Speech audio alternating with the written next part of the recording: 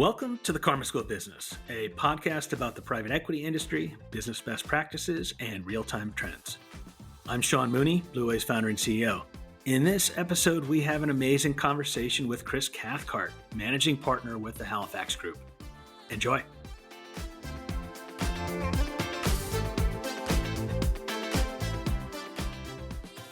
I am super excited to be here with my friend, Chris Cathcart. Chris, thanks for joining us today. Glad to be here. Thanks for having me. This will be a fun one. For those of you who know Chris, he's an exceptional human being. For those of you who don't, you'll find out. To jump right into it, Chris, let's talk about how did you get into this industry of private equity? Everyone has different paths, and you're more of one of the OGs in a good way. For those of us who don't know your story, I'd love to hear it before our guests here. It's a fun story to tell. I'm passionate about where I sit and what I do with working with small entrepreneurial businesses. I'm the son of an entrepreneur, right? It's kind of in my DNA. I actually remember the morning, I was probably in 8th or 9th grade. My father was a suit and tie guy, and he came down one weekday in khakis and a polo. And I went, that's odd. He shared with my sister and I that he was starting his own business. And it was one of those things where maybe I was young enough not to think about the risk involved, but just to me, it was hugely exciting. And he's still running that business today at 75. And I don't know, we'll have to drag him out of his chair, but just sort of who I grew up thinking about and just loved the nature of entrepreneurial endeavors. And then I think for me, my first job out of college was working for entrepreneurial medical technology companies, helping them navigate FDA reimbursement policy. I think 80% of that industry, the companies are fewer than 50 employees. You start thinking about all of those things, and what makes kind of America great is the success and the breadth of small businesses and entrepreneurial businesses in our economy. And so for me, it's always just been a ton of fun and a passion and part of my DNA working with entrepreneurial companies. So for me personally, I went back to business school. I was one of those rare birds. I came out of a liberal arts background, and so I was a rare bird that I wanted to go to finance class, wanted to go to accounting class. Turns out I like them. Don't tell anybody. I really like accounting. And so for me, that experience was hugely important for me to build some of the quantitative or hard skills. And then I was kind of taking business school as an opportunity to learn those things, fill out the aspect of my career that I didn't have. And I had intended, I think, ultimately to go and use those skills to be an entrepreneur myself. And then before I did that, I was going to go be an investment banker, and had a summer internship and a full-time offer, and was kind of this close to accepting it. It was a little firm called Bear Stearns. And my friend and now partner here at Halifax called and said, hey, we have the opportunity to stand up an origination strategy in the lower middle market. At the time, it was pretty novel. And then also work with our founder in raising capital. And I went, wow, this would be awesome, right? Sort of had an entrepreneurial aspect of it for myself, right? And standing up a new function, but also the opportunity to work closely with entrepreneurial businesses. And so I always joke, it's just how good an investor I was. I turned down the Bear Stearns offer, came to Halifax, but it really was an opportunity to leverage what was in my DNA, the passion for working with entrepreneurial companies. And it's been a heck of a lot of fun being here for now 17 years. That's amazing. So this was right out of college? It was right out of business school. So it was an opportunity also. I was a DC guy, grew up north of DC. So it was also an opportunity to come home, but really just a great opportunity to take that academic training, my professional experience and passions, and marry it all up here in this opportunity at Halifax. I love that story. And that's the story that's not often told about private equity, particularly as you think about the middle market and lower middle market. It's entrepreneurial investment firms investing in entrepreneurial companies, small and mid-sized businesses investing in small and mid-sized businesses, and kind of fueling the good to great dreams that they have. That's exactly right. I think it's one of the great powers, and we can maybe talk more about that. To me, it's one of the great advantages that our country has, that our economy has. And then, of course, it's really fun and fulfilling to be a part of that. And I love the fact, growing up with an entrepreneurial father, seeing the shock of khakis and a polo. It's like I can see it in my mind. I too grew up in an entrepreneurial family, and it was more of a manufacturing business. So my jobs growing up were like steel toe boots and hard helmets and doing ridiculous things meant to like build character for me. But I had that kind of like khaki and polo moment with my kids. And I was like, by the way, kids, you know that job I worked my whole life in private equity to get? We're going to start a company. Like, and we're going to move to Nashville. So you're like, what? What? This is crazy, Dad. I can intimately appreciate that moment that you experienced. I hadn't thought of that, but you're exactly right. You were on the flip side. My kids were in the younger Chris seat where they're like, what? This is nuts. If it could only turn out so well here as it has with your father, who's still in the seat and sounds like he's loving it. It's been fun. And he's like a lot of entrepreneurs we run into, though, right? They're passionate about what they do and really no interest in doing anything else. I appreciate his staying power because I'm quite confident at some point a private equity firm will old yeller me and walk me behind a barn, and I'm like, no, no, no, you just give me a fishing rod or something, but don't do it in a Fredo way, you know. Yeah. Don't do that either. Nonsense, Sean. They will find you a chairman role. Yeah, exactly right. I'm ready because it'll be sweet justice. Be like Yeah. what goes around comes around. We've learned a lot about you, Chris. Here, I'd maybe love to peel the onion back just even a little bit further. And as our listeners know, I like to ask this question: we'd know you better if we knew this about you. What would be one of those? I'll give you a combo of three. Of course, I have to find a way to call it with alliteration. It's faith, family, and forest. The part that I left out before forest is wake. Unfortunately, it doesn't start with an F. If I'm going to describe myself, and I think many people know many of those things about me, but for me, the first and foremost, most important thing about who I am is my faith. I'm a faithful Christian, and I bring it up in this context, not to mention that who it is or who I am, but I think it also has a real bearing on, again, why I'm doing what I'm doing. I don't want to go too big with it, but I do think that entrepreneurialism, capitalism more broadly, massive force for good, for human flourishing. And I think about what we do and who our constituencies are. If you looked at our website, our mission statement, we all collectively put it together, and certainly I was part of that. And we take seriously the responsibility to serve our constituencies. So certainly our management partners, right? And you think about what we can do to help them flourish, and then their teams. And of course, by extension, it impacts their communities. We take very seriously the responsibility to serve our LPs, right? My mother was a teacher for 25 years and has a pension. We don't invest on behalf of her state, but I'm really glad they have smart PE professionals investing capital on her behalf. Teachers don't make a ton of money, right? So to be able to have the support post career through their pension, I think is hugely valuable. I would love to see the stats. Sean, you may have some of these, but the number of scholarships that have been supported for academic scholarships in high schools and colleges as a result of the work that private equity does. And then we have our own constituency here, our own team. We have 20 people here at Halifax that we're contributing to their flourishing. So for me, it's very oriented towards my faith. To me, it's a very easy extension, very fulfilling for me to be able to be that close to what's really important to me, and then be able to manifest that and be a part of that and use whatever few gifts I've got toward that end. It's pretty exciting, and I'm passionate about it. I mentioned family. My wife is the saint. She's an incredible partner to me. But apart from her decision making around men, obviously, picking a spouse, and we've got three great kids. The thing that people know about me now is I have a 9-year-old, a 7-year-old, and I have a 2-year-old. And I joke that I'm the oldest dad since Robert De Niro, right, at this point. So, and I joke with my LPs, it's if they have any question about our alignment, you got 3 college educations to pay for. Yeah, we're motivated. Yeah, Yeah. we're very motivated. And then I mentioned the Wake Forest thing. I'm a huge, passionate super fan. It's a little bit like being a Cubs fan, though, where everybody's second favorite team. The Cubs fan without the World Series title, not threatening to anyone. And I feel a little bit like that 80-year-old Cubs fan right before they won the World Series, talking about the great days. I kind of do that too.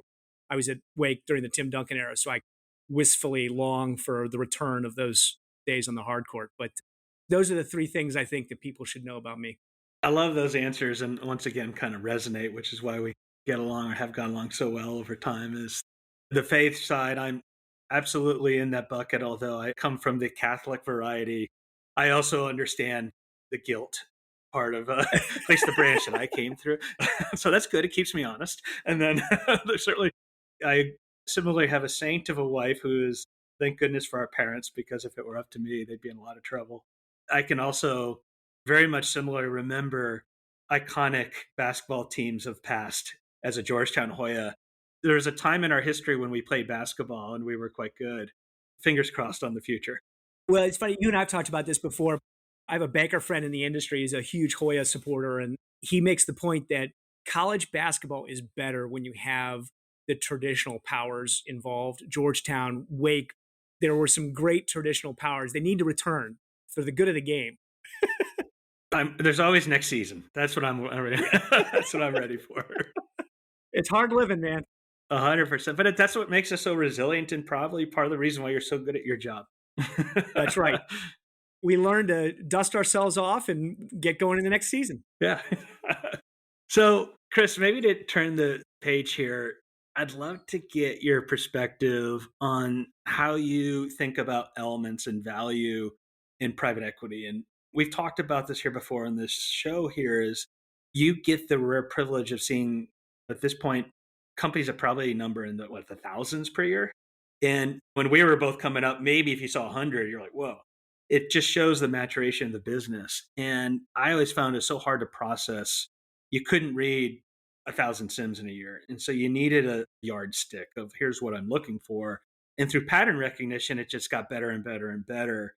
And I'm curious, what are some of the important traits that you look for in a company that will say, you know what, this is a really good company, or B, has the foundation to become a really good company, which is probably even more important these days.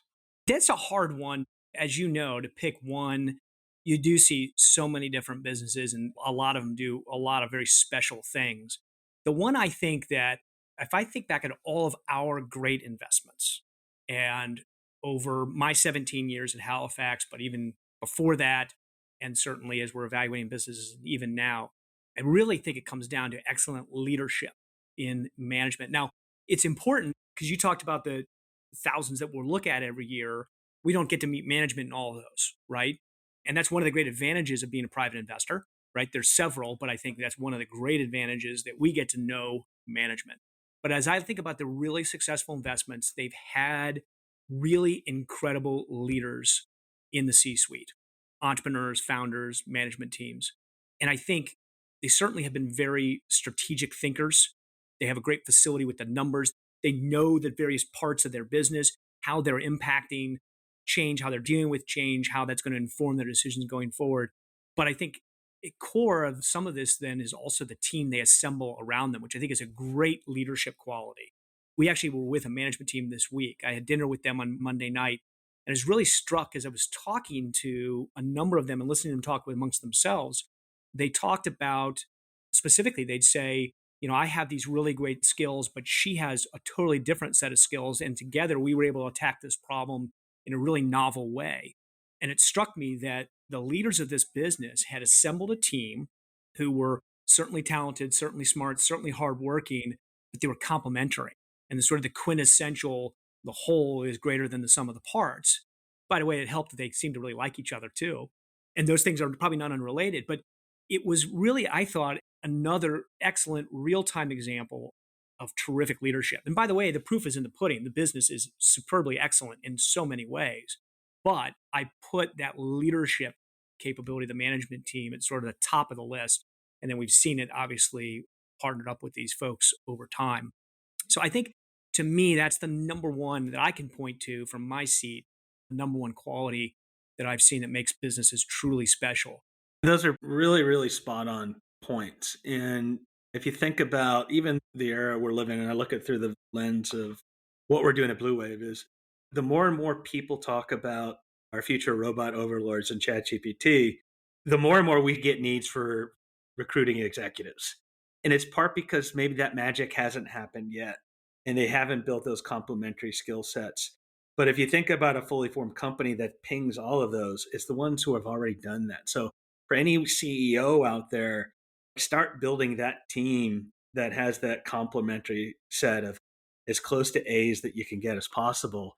And then everything becomes easier. I experienced that firsthand building this company here because in the early days of any company as an entrepreneur, it's like on your shoulders and you feel the weight crushing it.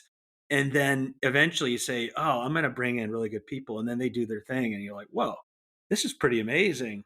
And then similarly, as I even think about all the management meetings I was in when I was in PE, the one thing I'd always look for is the CEO the only one talking? And then if so, like you got troubles. Or you're gonna be calling Blue Wave a lot for recruiters. Yeah. So No, that's right. It's critically important. And when you get it right, the results become obvious to a deal. I would say the really successful outcomes we had great leaders. I love that, and I love this concept that you've talked about, like being excellent in certain things and then building moats.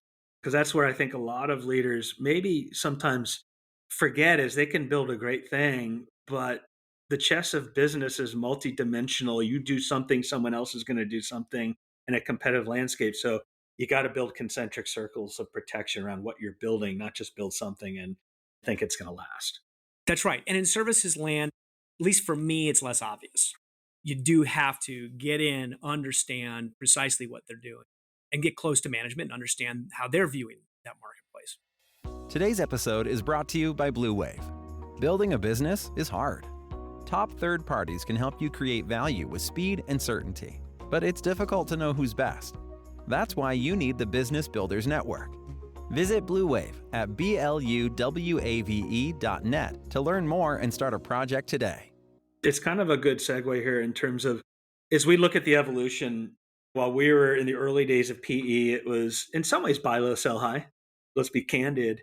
And it was still really hard because there's so much information asymmetry. It was so hard to get the data. So you were making a lot of gut kind of decisions because you just couldn't get the data to fill in the gray space. But as the industry has matured, so much of it is taking what is maybe a really good company and turning it into a great company. And in part, what that then does is create jobs and creates value. And there's this selfish altruism that's been created as this industry of private equity has become a huge engine of the economy. And part of that now means like you got to create the value. So for Halifax and for you and your team members, how do you all think about creating value and what are some of the resources and support that you bring to your portfolio companies to help them be all they can be? It is a good segue. It's going to come right back to this human capital, ultimately, I believe. For me, the value creation aspect of what we do specifically at Halifax, but also private equity more broadly, I think is really important, right? And it's really differentiating why I think it has such great impact, right? And we go back to this raison d'etre of PE, but also for why I'm here. And I think one of the things in the way Halifax executes its strategy, that word is really important to us, right? We want to set up a strategy with entrepreneurs to, as you rightly pointed out, Sean, amplify the growth of these businesses. Build on the foundation, successful as it's been, and in all cases, they've been wildly successful. But how do we then take them to the next phase of growth or the next growth over the next 3 to 5 years? Typically, what we're finding is that it's really important to invest heavily in the platform to support that growth. The growth initiatives, I think, get a lot of the headlines. They're important, but you can't do that without investing in the people and the systems to support that. This will be music to your ears, Sean, right? I Yeah. mean, this is quintessential Blue Wave stuff, but it's really important. As a quick aside, I think there's a lot of misunderstanding about what private equity does. And maybe there are strategies out there where it's cut costs and lever up and all those things.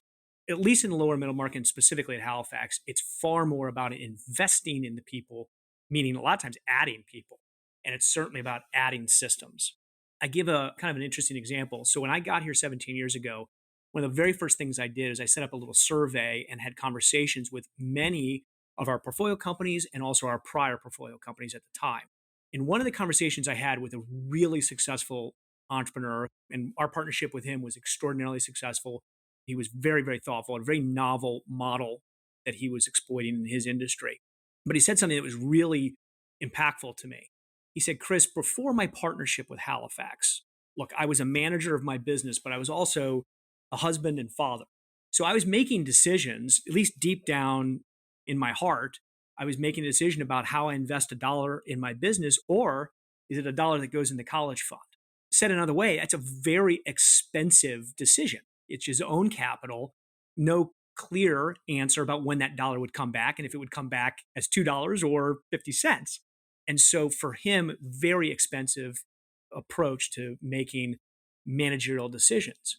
After his partnership with Halifax, obviously his personal risk mitigation strategy was fulfilled. And now he was telling me, Chris, now I'm making decisions as a true, pure manager. And by the way, along the way, we were solving the other quintessential problem of being an entrepreneur is it's very lonely. You Amen. don't have people with whom you can bounce ideas. But that statement really stuck with me. And I heard that repeatedly in various forms, but the way he couched it really kind of sat with me in an impactful way. And so now, as we think about where we're spending our time, again, with a novel strategy in place to grow this business, we're spending time. Now we're saying, do you need a new CTO? You're really good, Mr. CEO or Ms. CEO, at working with your customers. Let's have you focus there, but maybe we amplify that, right? Maybe we get you a whole sales team that's around you. And oh, yeah, by the way, that ERP system that you really loathe having to spend money on, maybe it's time now to give you the dashboards and the KPIs and the data to inform the decisions that you're making. Maybe it's time to make that investment, those kinds of things. And I think for us, consistently, that's what we're seeing, irrespective of who was there before us, whether it was another capital partner or a corporate entity, or they were an entrepreneur, which I think is obvious to see. Inevitably, we've seen that there's been underinvestment in the platform. We're going to bring that to bear here. We're going to bring some of our experience to come alongside management and certainly that shared vision, that shared strategy. I glossed over this at the beginning, but I think if you talk to my partners, they're going to talk about this being the most exciting part of private equity today. I think you alluded to that, where it used to be buy right and sell higher. I think the really exciting part of private equity investing today, it's getting that shared vision, that shared strategy with our management partners, and then executing the program to create value during our hold. By the way, we have a name for that. We call it our Value Factors program. The reason we even have a name for it is it's so ingrained and so repeatable and so regular in terms of the challenges and the opportunities we're seeing when we make these investments. I think all that strikes on many levels for me, Chris. And it makes me think about a conversation I recently had with a mutual friend of ours. And he was an investment banker that many of us know. And he goes, as I think about it and the landscape of investment firms, you think about hedge funds, they're really good at finding value. What private equity does is create value. And that struck me true and true. And I don't think the industry gets credit for that. Certainly, if I think about the modern era of PE, which you can pick a date, maybe it's 2010, maybe even 2005, but probably 2010 when it really started getting into value creation mode at an onset. I don't think I made a single investment where we took expenses down. Every single one of them went meaningful up because even if we wanted to buy low and sell high, that arbitrage was gone. And it came down to no, we're going to buy high. If we want to sell higher, we're going to have to create value. And for that, you need lots of people and you need lots of new resources. You need fuel. And at the same vein, if you're a lower middle market founder, you're so constrained, not the least of which is behavioral economics, because you're like, oh my gosh, I've worked my whole life to build this thing. It's all tied up in this company. I got to pay for food, water, shelter in college, which is bigger than all of them. Especially at Wake Forest. Yeah, exactly. Quick aside, my daughter's a junior and we visited Wake Forest and I looked at the cost. I'm like, how? I'm pretty sure Georgetown's not much Georgetown's better. probably been like, yeah, I'm sure they're not better. None of them are better, by the way. So that's a side conversation we'll have over a beer.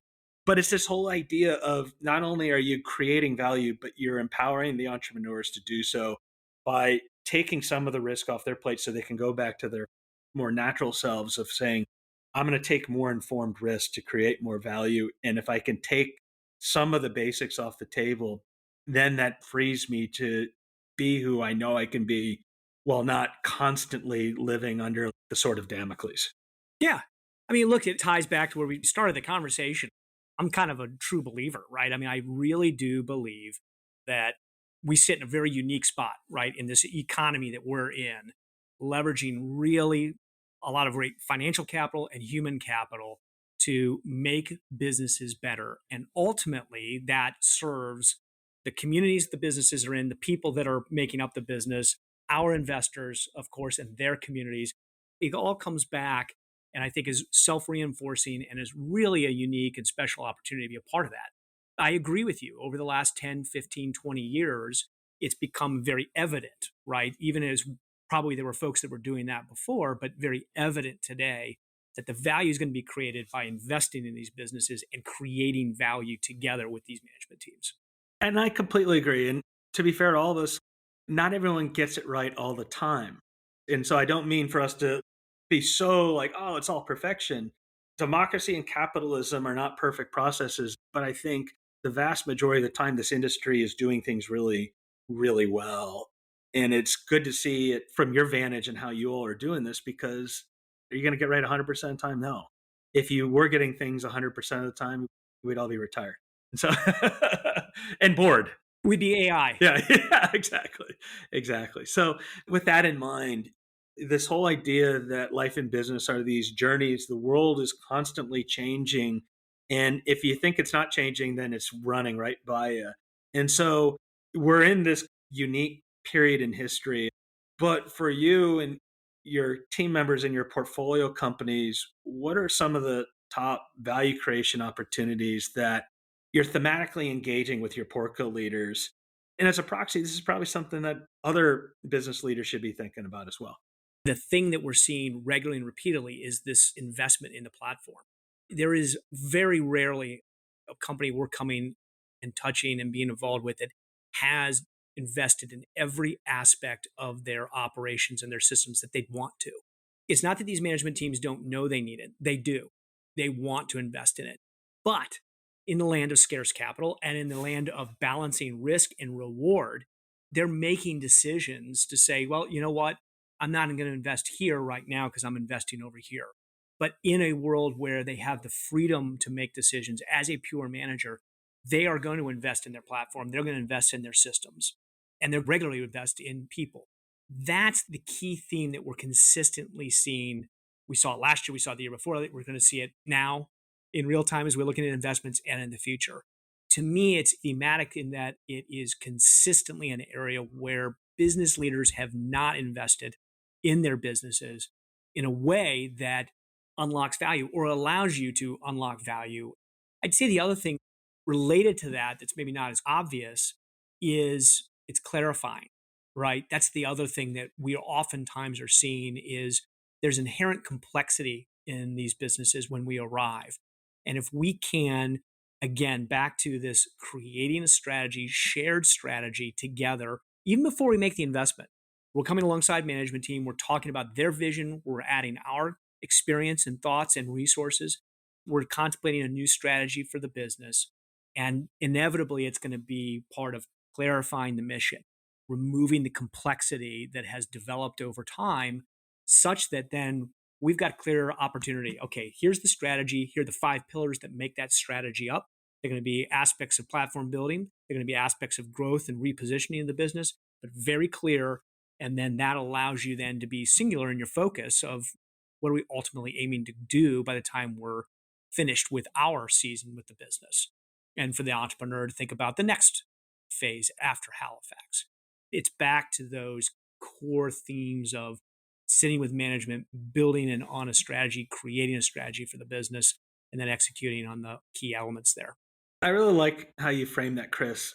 And in some ways, it's easy to get caught up in the changing times and get lost in that noise. And what you're articulating as I listen here is let's not overcomplicate things. Let's get a good strategy. Let's attach resources to it, which starts with people and systems, and then let's execute on it. The cycles are going to come and go, but those core maxims that you're talking about are foundational and timeless. I think that's right. In terms of the actual issues that we are as investors are facing right now, they've been sort of legendary over the last 3 years. Every year, I think we start the year thinking it's going to be a normal year again. Yeah. We're going to go back to a normal year, right? I mean, go back to the conversations we had in the dark days of COVID in early 2020. Those were obvious risks. But what I think has been consistent since that time is the number of risks and the seemingly haphazard nature of the risks. They're coming at us from many different directions. It makes it really, really hard to, as an investor, underwrite those things. If you have one known risk, you can always underwrite that. But when you're getting these, in 2020, it was COVID. Then 2021, it was COVID recovery. 2022 was what's normal, to say nothing of a land war in Europe. It's this a very unique time as an investor. So I think that was really the nature of your question, but I'm unfortunately not terribly smart enough to be able to answer that. But I would make reference to that. It's not a terribly easy time to be an investor or a business owner. I think you actually gave the spot on answer though. And one of the is, me, Chris, I only know how to speak through metaphors and cliches, and I blame that on my Texas upbringing. And so the thing that I always, as I look past this time, is like, A, I've been saying this too shall pass for 4 years. And it's like, and probably even longer than that. The other metaphor that really came to me as I reflect on what everyone's been going through, like we've been living in this kind of sequences of storms. I saw this, it was like something that came across my social media clip, and it was about buffaloes in a storm.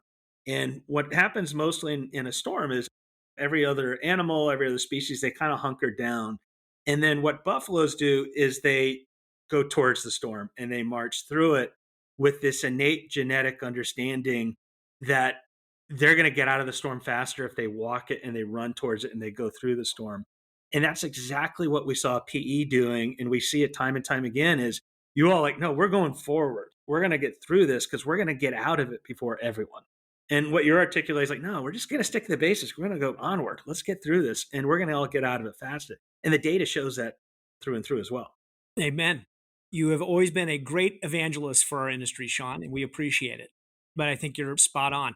While we're reminiscing about that storm in particular, on a microcosm, it was really fun to see my partners and teammates on a micro level run to the storm, get close to management teams. Let's figure out how to solve these problems. And by the way, there have been subsequent challenges and problems over the last 4 years, not just the COVID and the pandemic issues that we had, but that was very clear. You saw people running into the storm to come along and provide resources and assistance. Again, no different than what I was talking about, being able to be a partner to these management teams, keep an eye on the big strategy, but then bring the tactical issues that have to come along so you can get back on that path. 1000%. This is a great next topic to talk about is this whole idea that we're always learning. There's always problems. I think people are in this industry and business in general are people who like to fix things. We've probably all had Lego sets as kids and they would break and then you'd figure out a way around it. And one of the things I'm always trying to is this concept that you're constantly on this journey of improvement. And I try to be as introspective and retrospective as I can without getting too much into the craze of my own internal storm in my head. So, but there's all these things that I wish I knew. And that I send these emails out to people like, I didn't know you can do that. And I was like, this is what I wish I knew then. And I'm curious, Chris, if you could go back to 22-year-old Chris and give yourself a piece of advice, what's one of the things that you would share that you wish you knew then?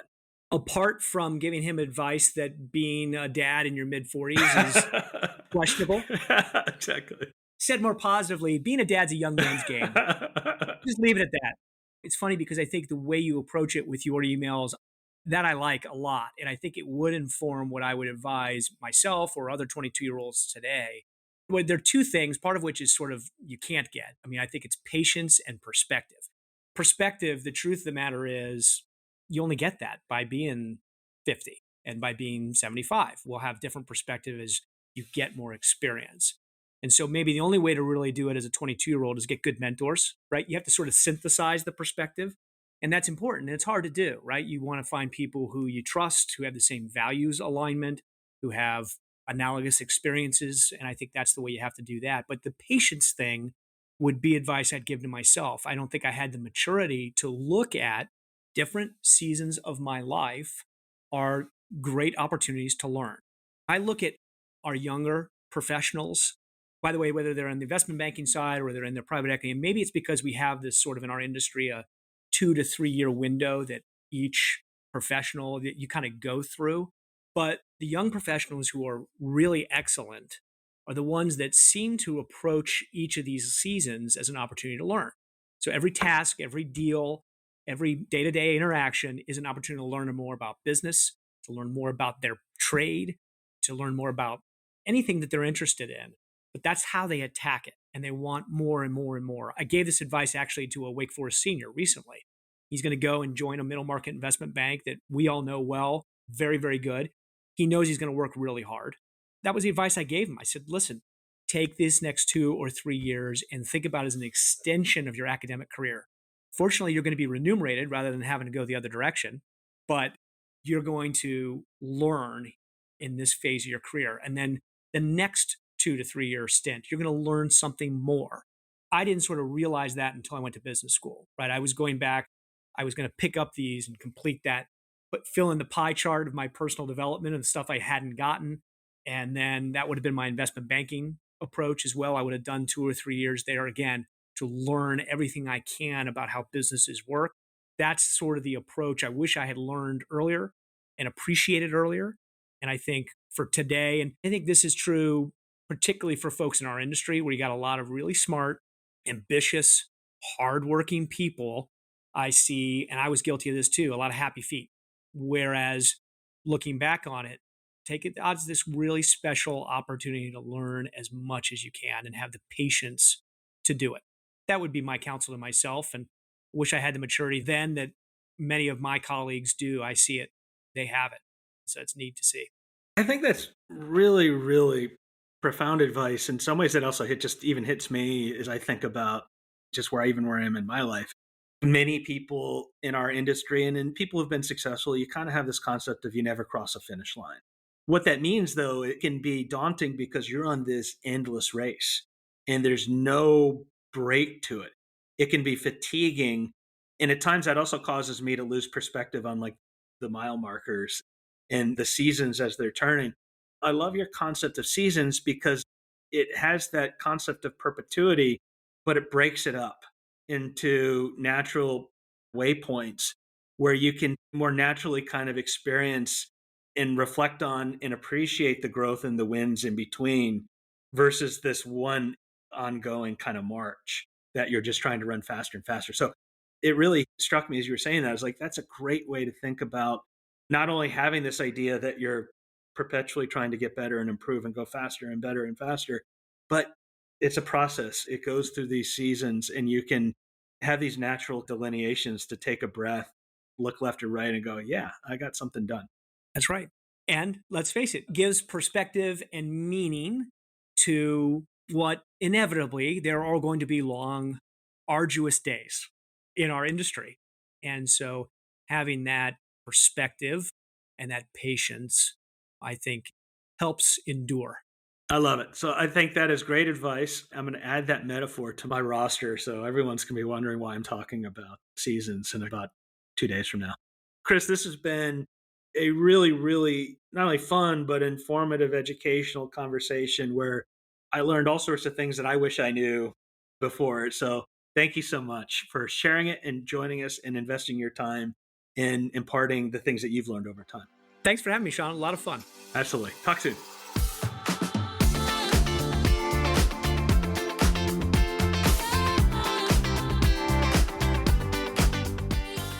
That's all we have for today. Special thanks to Chris for joining. If you'd like to learn more about Chris and the Halifax Group, please see the episode notes for links.